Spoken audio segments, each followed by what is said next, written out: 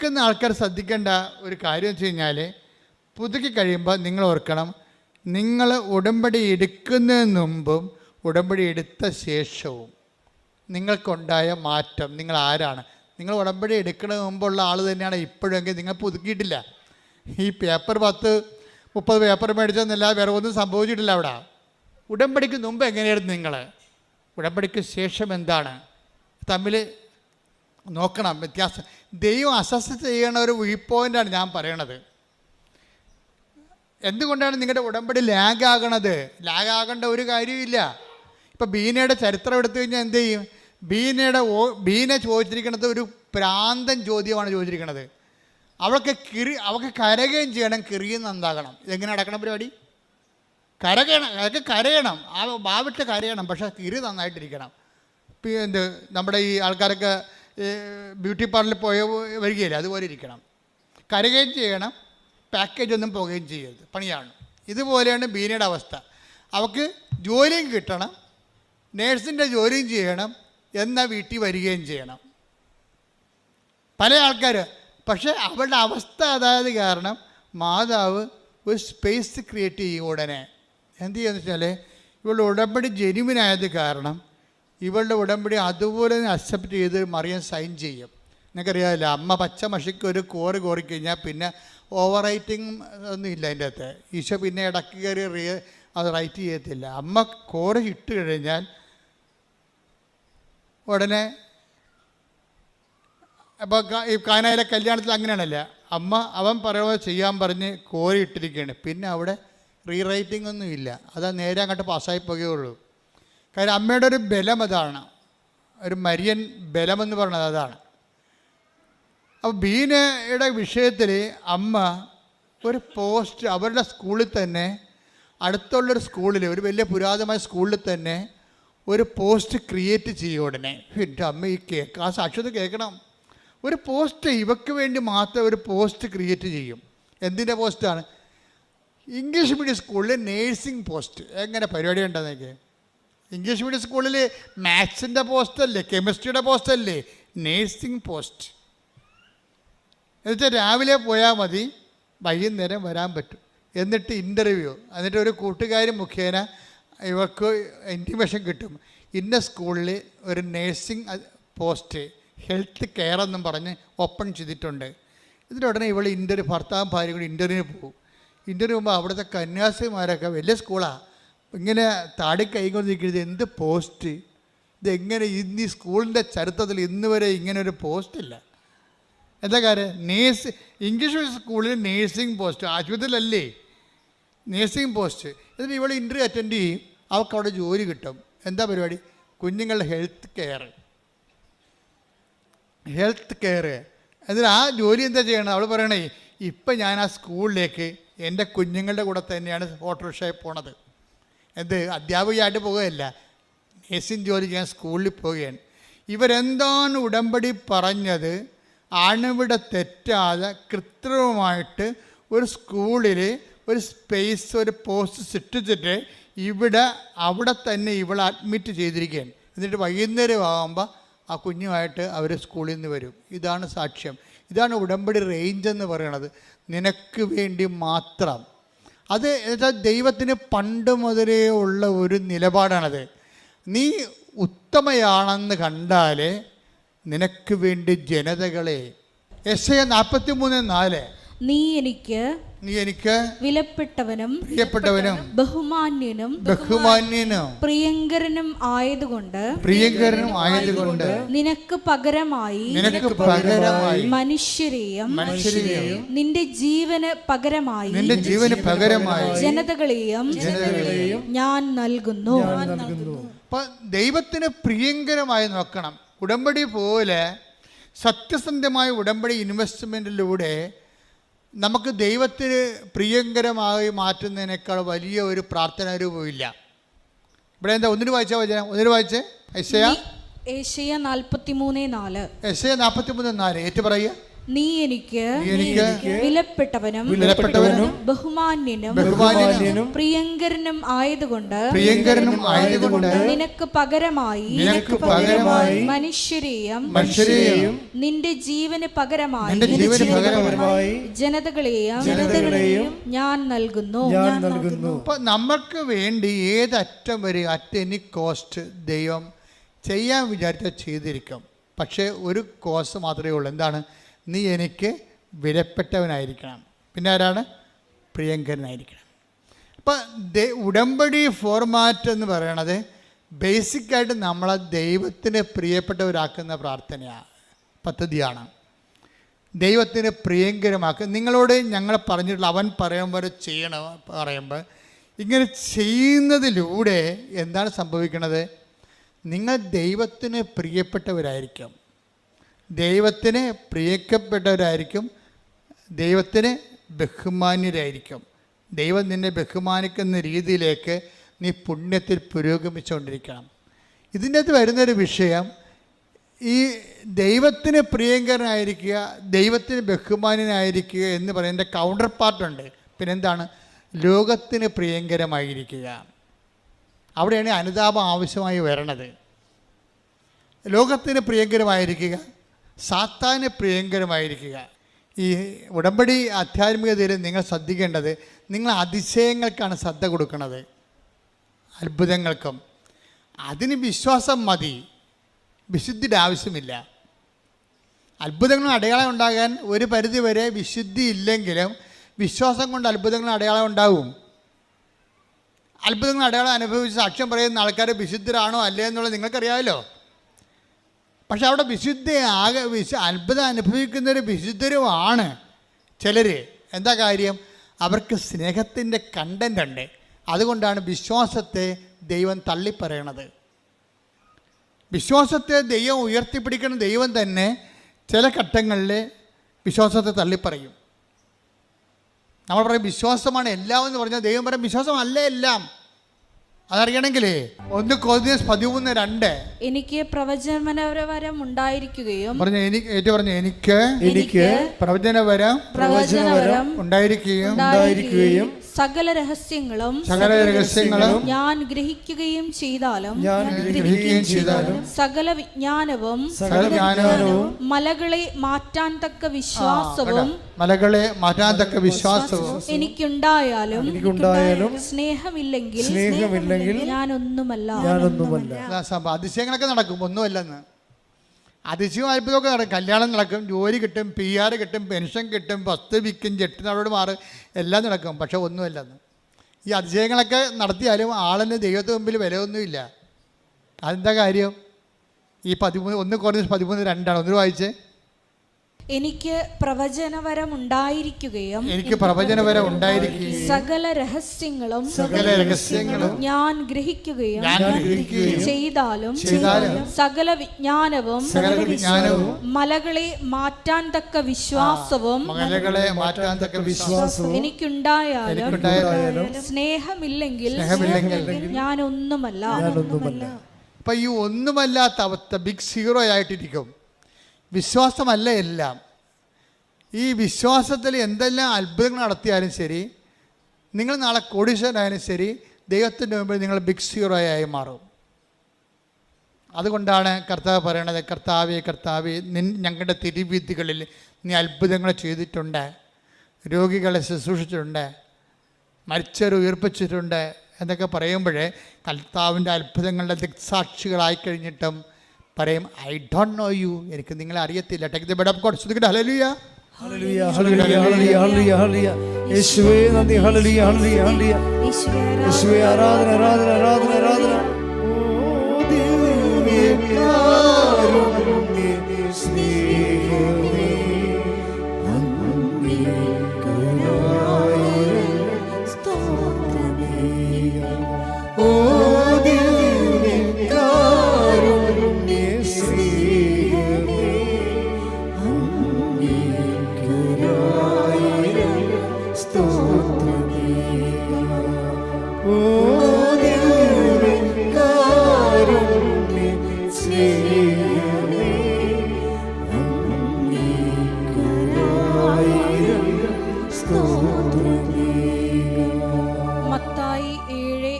21 മുതൽ 23 വരെയുള്ള തിരുവചനങ്ങൾ. 7:21. കർത്താവേ കർത്താവേ എന്ന് എന്നോട് വിളിച്ചപേക്ഷിക്കുന്നവനല്ല. പറഞ്ഞേ, കർത്താവേ കർത്താവേ കർത്താവേ കർത്താവേ എന്ന് എന്നോട് വിളിച്ചപേക്ഷിക്കുന്നവനല്ല. എന്റെ സ്വർഗസ്ഥനായ പിതാവിന്റെ ഇഷ്ടം നിറവേറ്റുന്നവനാണ് സ്വർഗരാജ്യത്തിൽ പ്രവേശിക്കുക. അന്ന് പലരും എന്നോട് ചോദിക്കും, കർത്താവേ കർത്താവേ കർത്താവേ ഞങ്ങൾ നിന്റെ നാമത്തിൽ പ്രവചിക്കുകയും നിന്റെ നാമത്തിൽ പിശാചുകളെ പുറത്താക്കുകയും നിന്റെ നാമത്തിൽ നിരവധി അത്ഭുതങ്ങൾ പ്രവർത്തിക്കുകയും ചെയ്തില്ലേ? അപ്പോൾ ഞാൻ അവരോട് പറയും, നിങ്ങളെ ഞാൻ ഒരിക്കലും അറിഞ്ഞിട്ടില്ല. അനീതി പ്രവർത്തിക്കുന്നവരെ നിങ്ങൾ എന്നിൽ നിന്ന് അകന്നു പോകുവിൻ. ഇപ്പൊ നമുക്ക് മനസ്സിലാകുന്നൊരു സത്യം, ഈ അടയാളങ്ങൾ കണ്ടാലും സാക്ഷ്യം പ്രവർത്തിച്ചാലും സാക്ഷ്യങ്ങൾ ഉണ്ടായാലും നമ്മൾ ചില സമയത്ത് ദൈവതിരുസന്നിധിയിൽ ദൈവം അറിയാത്ത ആൾക്കാരായിട്ട് മാറും. കാര്യം അത്ഭുതങ്ങളും അടയാളങ്ങളും ആധ്യാത്മികതയുടെ ഭാഗമല്ല. ശരിക്കും ആധ്യാത്മികതയുടെ ഒരു വരാൻ പോകുന്ന ദൈവത്തിൻ്റെ സ്നേഹത്തിൻ്റെ ഒരു അടയാളമായിട്ട് വരും. അപ്പം coming love of God, the sign of coming love of God, നമ്മളിലേക്ക് ദൈവം വന്ന് ചേർന്ന് ജീവിക്കുന്ന ജീവിതത്തിൻ്റെ ഒരു അറിവടയാളമായിട്ടാണ് ഇത് വരുന്നത്. പക്ഷേ അതിൽ തന്നെ ദൈവമായിട്ടുള്ള ബന്ധമല്ല. ശരിക്കും ദൈവമായിട്ടുള്ള ബന്ധം വേണമെങ്കിൽ എന്ത് ചെയ്യണം?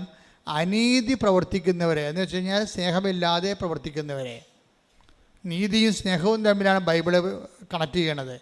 അനീതി പ്രവർത്തിക്കണമെന്ന് വെച്ച് കഴിഞ്ഞാൽ സ്നേഹമില്ലാതെ പ്രവർത്തിക്കുന്നവരെ. കുറേ കാര്യങ്ങളൊക്കെ നടക്കാം, പക്ഷേ അതേസമയം നമ്മുടെ ഉള്ളിൽ ബേസിക്കായിട്ട് സ്നേഹം ഉണ്ടാകത്തില്ല. അപ്പോൾ ഇതിങ്ങനെ ദുരന്തം പിടിച്ച ക്രിസ്ത്യാനി ഇങ്ങനെ കുറേ എണ്ണമുണ്ട്. എന്ന് വെച്ചാൽ ഭയങ്കര ഉടമ്പടി. പല ആൾക്കാരുടെയും വിശ്വാസം പോയിരിക്കണേ എന്തുകൊണ്ടാണ്?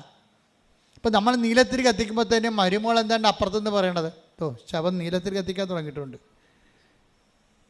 ഇവളുടെ കാര്യമൊക്കെ നടക്കാൻ വേണ്ടി ഇങ്ങനെ പറയും. ഇവളുടെ കയ്യിരിപ്പ് ദൈവത്തിന് അറിയാവാ.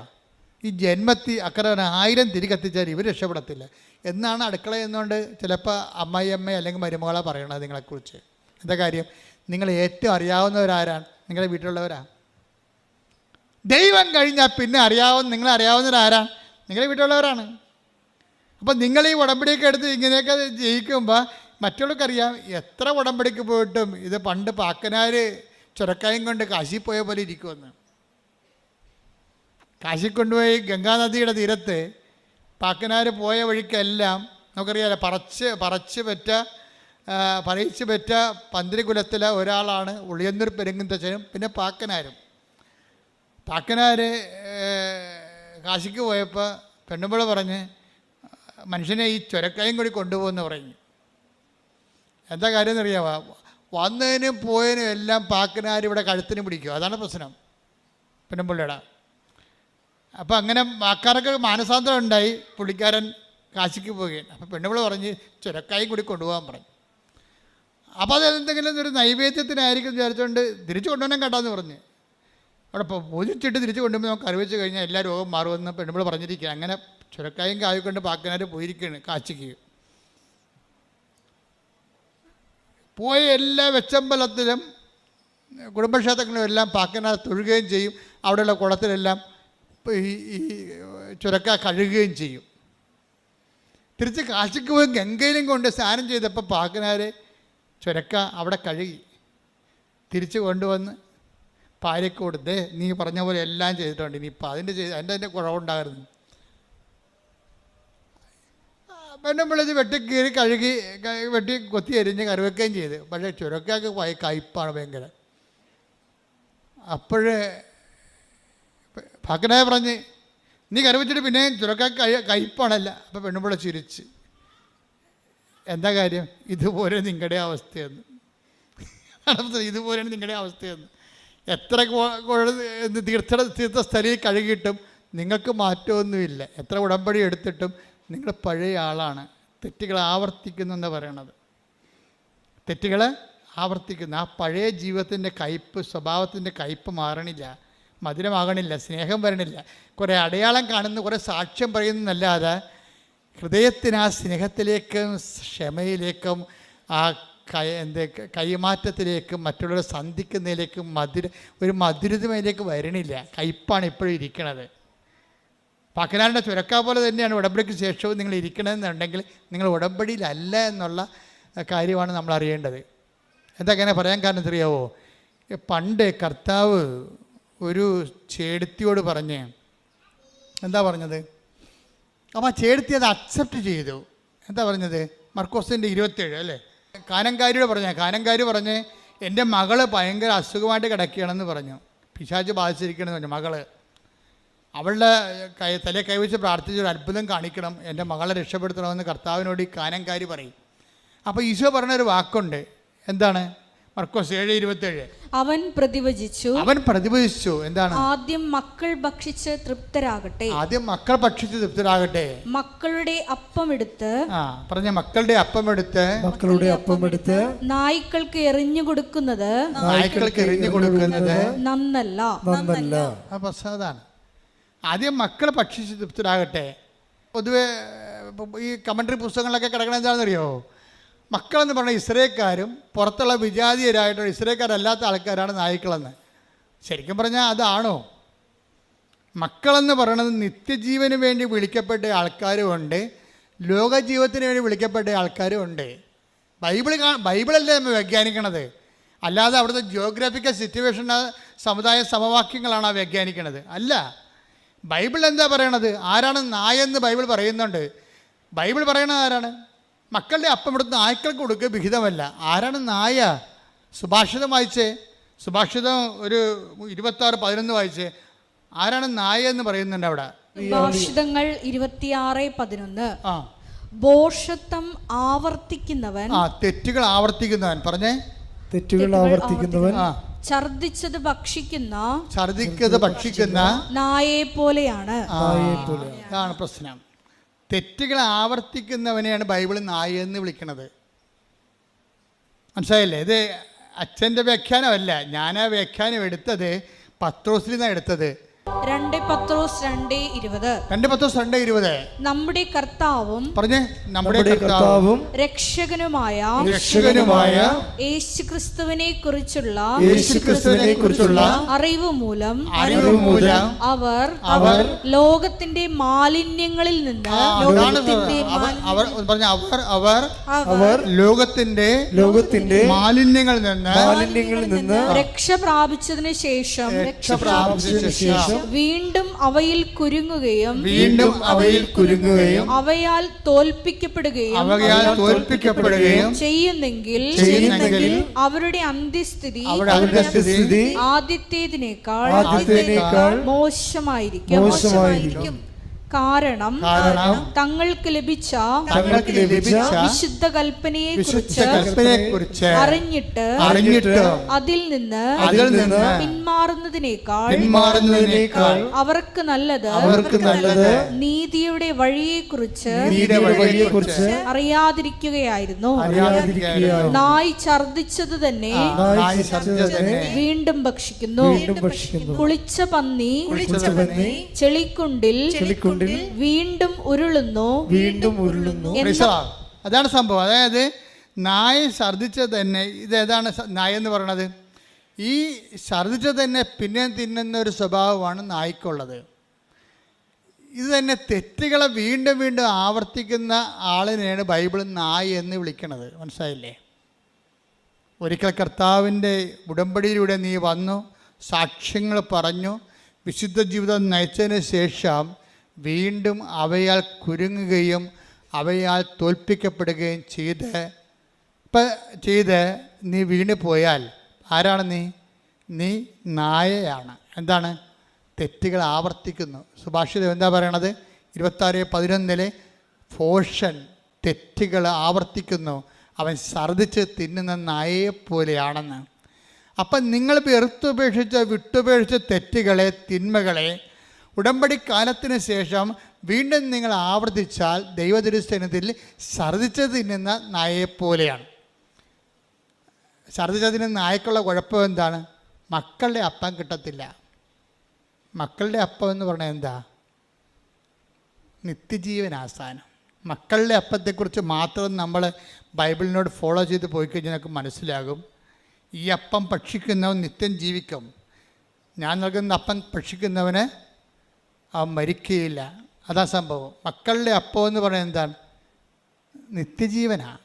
ദൈവത്തിൻ്റെ ഇഷ്ടമനുസരിച്ച് ജീവിച്ചുകൊണ്ട് ദൈവത്തിൻ്റെ ഇഷ്ടത്തിന് ഉടമ്പടിയുടെ ഒരു അത്ഭുതകാലം കഴിയുമ്പോൾ ആ വ്യക്തി ഉടമ്പടി വയറ്റിലേക്ക്, ഉടമ്പടി സിൽവർ ഗ്രേഡിലേക്ക് വരുമ്പോൾ ദൈവത്തിൻ്റെ ഇഷ്ടം, ദൈവത്തിനോടുള്ള മനുഷ്യനുള്ള സ്നേഹത്താൽ സ്വീകരിച്ചുകൊണ്ട് അത്ഭുതങ്ങളും അടയാളം കാണാത്ത ദൈവത്തിൻ്റെ തിരുമനസ് നിങ്ങളറിയാത്ത ഭക്ഷണം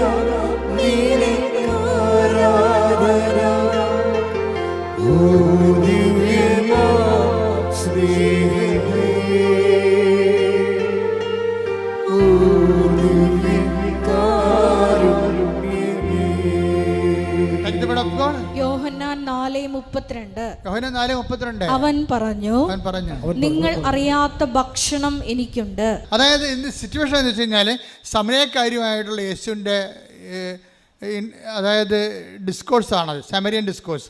അവിടെ എന്താ പ്രശ്നം എന്ന് വെച്ച് കഴിഞ്ഞാൽ 12 പേരെയും. അപ്പോൾ ഇന്നലെ എൻ്റെ കപ്പേരസ് എന്നോട് പറയണേ, എൻ്റെ അച്ഛ ഈശോയുടെ കാര്യം ഓർത്തിട്ട് ഞാൻ വെളുപ്പിലിരുന്ന് കരഞ്ഞു പോയെന്ന്. ഞാൻ വിചാരിച്ചു എന്നാ പരിപാടി? അതല്ല അച്ഛാ, ആ സമരക്കാരിയെ വിശ്വാസത്തേക്ക് വിളിക്കാൻ വേണ്ടി ഈശോ 12 പേരെയും പറഞ്ഞു വിട്ടില്ലേ? ഒരാൾക്ക് എന്തിനാ ഭക്ഷണം മേടിക്കാൻ 12 പേരെയും പറഞ്ഞു വിട്ടത്? ഞാൻ തന്നെ വിളിച്ചു പോയി. കർത്താവിൻ്റെ അൾത്താരയിൽ നിന്ന് ശുശ്രൂഷ ചെയ്യുന്നവൻ വെളുപ്പാൻ കാലത്ത് എഴുന്നേറ്റ് കണ്ണീര് ചൊരിയുന്നു. ആരെക്കുറിച്ച് ഓർത്തില്ല? മക്കളെക്കുറിച്ച് ഓർത്തിട്ടല്ല, ഭാര്യയെക്കുറിച്ച് ഓർത്തില്ല, കുടുംബത്തെക്കുറിച്ച് ഓർത്തില്ല, കർത്താവിനെക്കുറിച്ച് ഓർത്തിട്ട്. ഒരു വിശുദ്ധിയിലേക്കൊരു വ്യക്തിയെ വിളിക്കാൻ വേണ്ടി ആ മനുഷ്യൻ ചിന്തിച്ചപ്പോൾ പറയുന്നത്, അയാളോട് ഈശോ പറഞ്ഞത് ഞാൻ 12 പേരെയും പറഞ്ഞു വിട്ടായിരുന്നെന്ന്. എന്തിനാണ്? ഇവൾക്ക് 5 ഭർത്താക്കന്മാരുണ്ടായിരുന്നു. അത് നാട്ടുകാരെ കേൾപ്പിച്ച് പറയേണ്ട കാര്യമില്ലല്ലോ, അവളോട് പറയേണ്ടതല്ലേ. അതിൽ നിന്ന് അവളെ പിന്തിരിപ്പിക്കാൻ വേണ്ടി, മറ്റുള്ള കേൾക്കാതിരിക്കാൻ വേണ്ടി രഹസ്യമായിട്ട് ഞാൻ അവളോട് പറഞ്ഞതാണ്. നീ പറഞ്ഞതൊക്കെ ശരിയാണ് മകളെ, നിനക്ക് 5 ഭർത്താക്കന്മാരുണ്ടായിരുന്നു. ഭർത്താവ് ഇല്ലെന്ന് പറഞ്ഞാൽ ശരിയാണ്, 5 ഭർത്താക്കന്മാരുണ്ടായിരുന്നു. ഇപ്പോഴുള്ള ആൾ നിൻ്റെ ഭർത്താവല്ല. അപ്പോൾ അവളെ ഒരു കൗൺസിലിംഗ് കർത്താവ് കൊടുക്കുകയാണ് ശരിക്കും പറഞ്ഞാൽ. അപ്പോൾ അത് കൊടുത്തു കഴിഞ്ഞപ്പോൾ അവൾക്ക് മനസ്സിലായി, താൻ ചെയ്ത കാര്യങ്ങൾ തന്നോട് പറയാൻ വേണ്ടി മാത്രം ദൈവം തന്നെ ശ്രദ്ധിക്കുന്നുണ്ടെന്ന് മനസ്സിലായി. എല്ലാവരുടെയും പ്രശ്നം അതാണ്. എന്താണ്? ദൈവം എന്നെ ശ്രദ്ധിക്കുന്നില്ലെന്നല്ലേ. ദൈവത്തെ സ്നേഹിക്കുന്നവർക്ക് മാത്രമേ ദൈവം എന്നെ ശ്രദ്ധിക്കുന്നുണ്ടെന്ന് പറയാൻ പറ്റത്തുള്ളൂ. അതൊരു അനുഭവമാണ് ശരിക്കും. അപ്പോൾ അവൾക്ക് മനസ്സിലായി, ദൈവം എന്നെ ശ്രദ്ധിക്കുന്നുണ്ട്. ഈ ലോകത്ത് 600 കോടി മനുഷ്യരുണ്ടെങ്കിലും ഞാൻ മാത്രമേ ഉള്ളെങ്കിലും എന്നെ ദൈവം ശ്രദ്ധിക്കുന്നുണ്ട്. എൻ്റെ നന്മ ദൈവം ആഗ്രഹിക്കുന്നുണ്ട്. എന്നെ അനുഗ്രഹിക്കാൻ ദൈവം ആഗ്രഹിക്കുന്നുണ്ട്. എൻ്റെ ദൈവം എത്രയോ വലിയവനാണ്.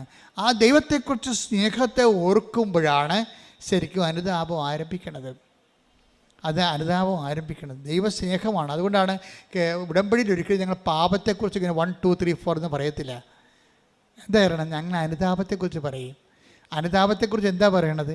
അനുതാപം ഒരു പ്രോഡക്റ്റാണ്. എന്തിൻ്റെയാണ്? ദൈവസ്നേഹത്തിൻ്റെ പ്രോഡക്റ്റാണ്. നിങ്ങൾ പത്രം കൊടുക്കുമ്പോഴും കർത്താവേ എനിക്ക് കൊടുക്കാനേ പറയും, എൻ്റെ കണ്ണുകൊണ്ട് തന്നെ ഇത് കണ്ട് വായിക്കാൻ പറ്റണില്ല, പക്ഷെ മറ്റുള്ളവർ വായിക്കാൻ വേണ്ടി ഞാനിത് കൊടുക്കുമ്പോൾ എൻ്റെ പരാധീനത കൂടി അവരെ പരിഹരിച്ചിട്ട് അവർ വായിച്ചിട്ട് നിന്നെ അറിയാൻ ഇടയാക്കണേ. അങ്ങനെ ഉള്ളിൽ പ്രാർത്ഥനയോടുകൂടിയാണ് കൊടുക്കണമെന്നുണ്ടെങ്കിൽ നിങ്ങൾ ദൈവസ്നേഹം വർദ്ധിക്കാം. സാക്ഷ്യങ്ങൾ പറയുന്നവരുടെ ദൈവസ്നേഹത്തിൽ നിലവാരം നിങ്ങൾ ശ്രദ്ധിക്കണം. വല്ലാത്ത നിലവാരമുള്ളവരാണ് ഈ ദൈവസ്നേഹത്തിൻ്റെ സാക്ഷ്യം പറയണത്. അങ്ങനെ വരുമ്പോൾ ദൈവസ്നേഹം മുന്തുന്ന അനുസരിച്ച് കൊണ്ട് അനുതാപം നിരന്തരമായിക്കൊണ്ടേയിരിക്കും. നിരന്തര അനുതാപം അത് ക്രിസ്തുവിനെ കൂടാതെ നീ നടക്കാൻ തീരുമാനിച്ച രാത്രി നടക്കുന്നവനാണ്.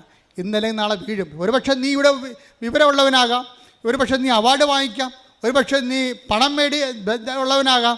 പക്ഷേ നിൻ്റെ നിത്യത രാത്രിയിലാണ്. രാത്രിയിലെ ആ നിത്യതയ്ക്കുള്ള വഴികളിലെ ഇന്നലെ നാളെ നീ തട്ടി വീണിരിക്കും. ദാറ്റ് മീൻസ് നിനക്ക് ഷെയർ ഇല്ലെന്നർത്ഥം. കർത്താവിൻ്റെ ഓഹരിയിലെ ഓർമ്മിച്ച് വേണം കർത്താവിൽ ഇവിടെ നിൽക്കാനും നടക്കാനും. ദൈവം നിങ്ങളെ അനുഗ്രഹിക്കട്ടെ. നിത്യമായ അനുതാപമാണ് ഉടമ്പടിയുടെ സമർത്ഥമായ ആധ്യാത്മികത.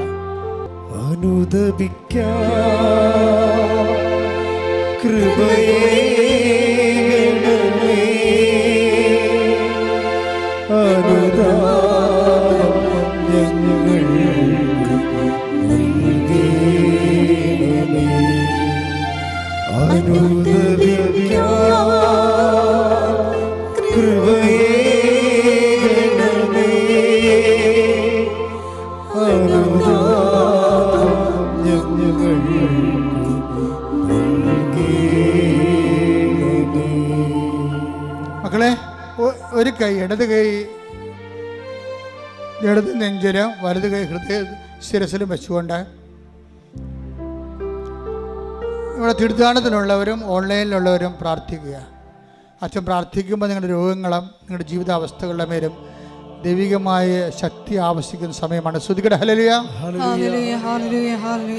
എൻ്റെ കർത്താവിൻ്റെ ഉന്നതമായ നാമത്തിൽ കർത്താവേ, നിന്റെ വിശുദ്ധ പൗരോഹിത്യത്തെ മഹത്വപ്പെടുത്തണമേ.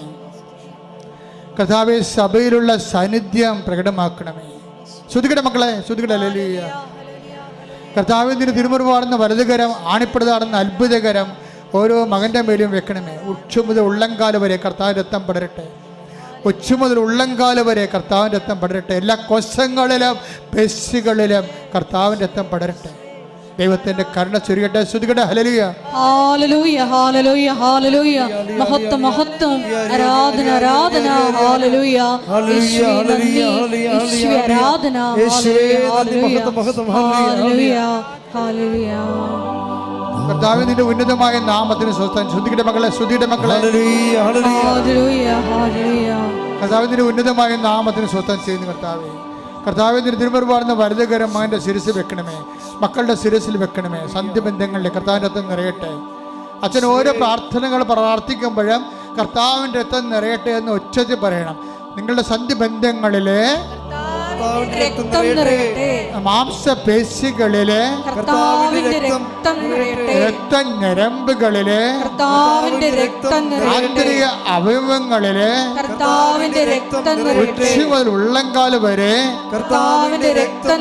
മാരക രോഗങ്ങളിലെ തീരാവേദികളിലെ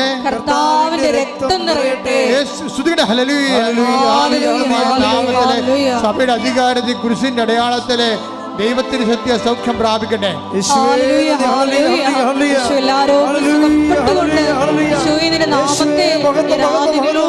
വീണ്ടും വീണ്ടും മഹത്വപ്പെടുത്തുവാൻ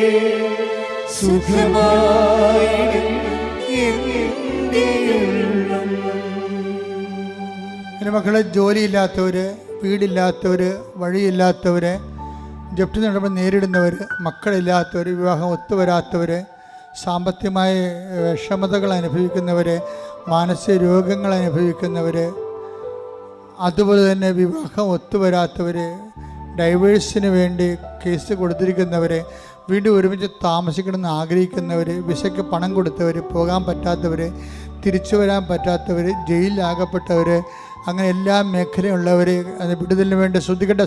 ഹല്ലേലൂയ. Hallelujah hallelujah hallelujah. മഹത്വം മഹത്വം. ആരാധന ആരാധന. ഹല്ലേലൂയ. യേശുവേ നന്ദി. യേശുവേ ആരാധന. കൃപാസനം ലൈറ്റ്